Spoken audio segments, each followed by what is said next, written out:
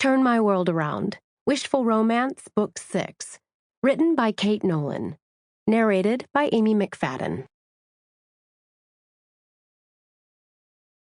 To everyone who's ever felt trapped by the mistakes of their past, this love story is for you. With love, Kait. Chapter 1. Is there anything more pitiful than a man drinking alone on a Friday night?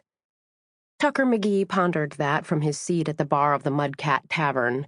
In the wake of wrapping up an ugly divorce trial and a property dispute this week, he'd wanted to unwind with his friends.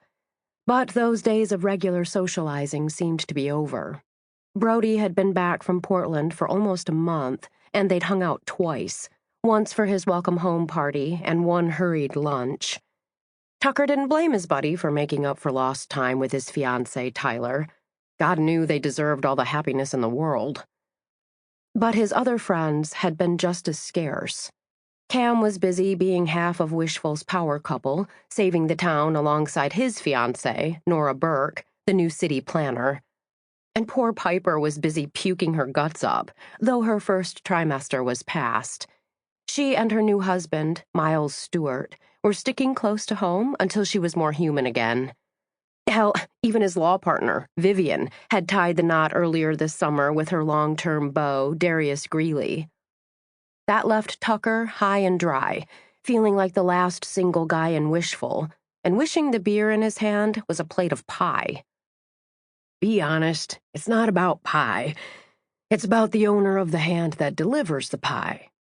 Corinne with the wounded eyes. Tucker took another pull on his beer. When exactly was the right time to make a move on a woman who was busy trying to rebuild her world from the ground up?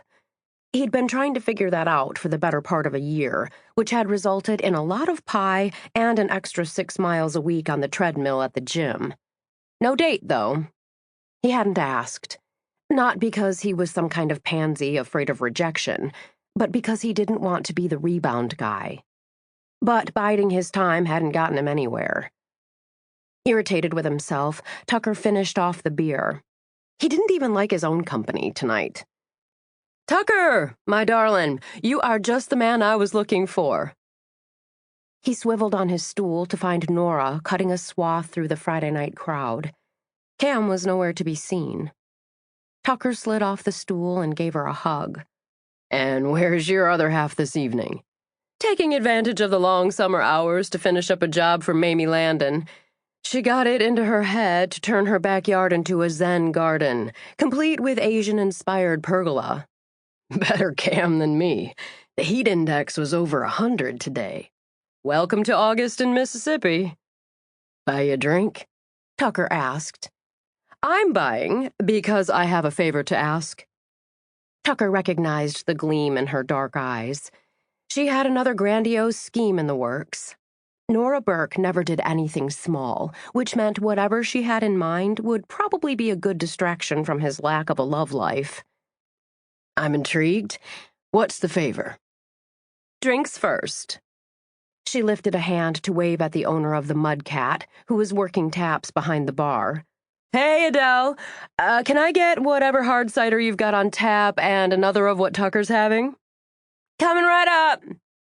Drinks in hand, they retreated to one of the high-top tables along the far wall. "Okay, spill it. What have you got up your sleeve?" "You do volunteer work at the women's shelter, right?" Not the segue he'd been expecting. "Yeah, I offer up free legal services. Divorces, restraining orders, that kind of thing.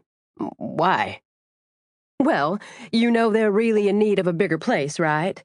They want to be able to take in more women with children, and right now the house simply isn't big enough." That was true enough. The shelter was, unfortunately, bursting at the seams, a sad testament to the need for its services. "You want to do a fundraiser?" Tucker said. "I want to do a fundraiser," she confirmed. "What did you have in mind?" "Please don't say a bachelor auction."